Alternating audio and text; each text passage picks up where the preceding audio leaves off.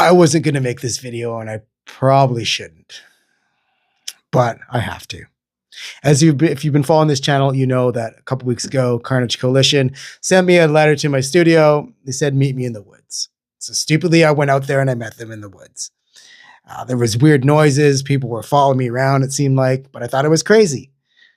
Then I get to my car and there's a note that says, hey, we'll meet you for an interview. Cool. I got my interview. When I went home to edit the videos, I realized they were stalking me through the woods. And, stupidly, I said, I'm going to go through this interview. I'm going to have them in my studio. We're going to be civil about it. We're going to ask some questions, find out what's really going on, because I want to do my best job with primetime. They were a little bit late. I got a little impatient and I went to turn off the camera. Then they tied me up.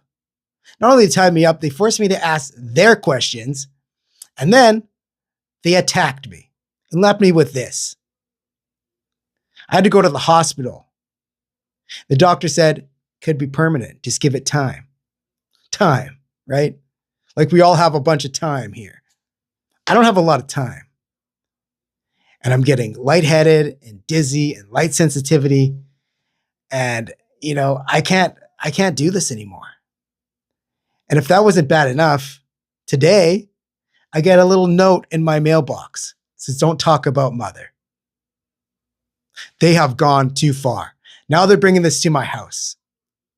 And what they don't show you in these highlight reels or these things and wrestling and the glitz and the glamour is the things behind the scenes. We all have families. We all have jobs. We all have things we need to do in our lives. And when Carnage Coalition sends me this little note to my family where I live, that's going too far. And I thought to myself, okay, just quit. Step away. I can't quit. I'm not going to let these guys bully me.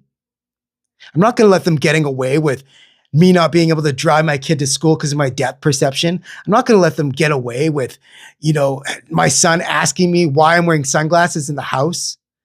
I'm not going to let them get away with that and just make me quit, because when you deal with bullies, you got to deal with them head on. Life gives you lemons. You got to make lemonade. And guess what? I'm not going to back down. When as a kid, I had a bully. He would follow me home for every day from school, beat me up. And I went to my sister and said, I need help. I need help. They told you to tell someone older than you. Guess what? You know what she said? Just hit them back. And I did, and that worked. Well, guess what? I'm not going to hit them back, because I left all that violence of professional wrestling behind.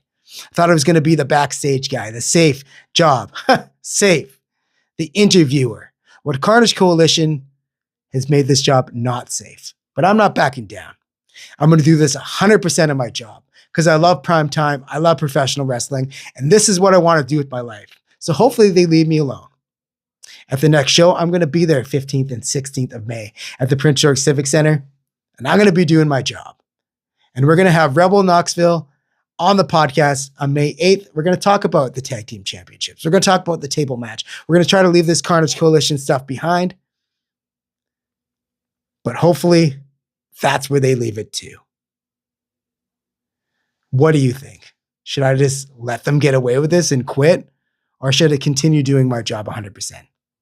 I'm Danny Deathwish. Subscribe to this channel, because you never know what's going to happen next.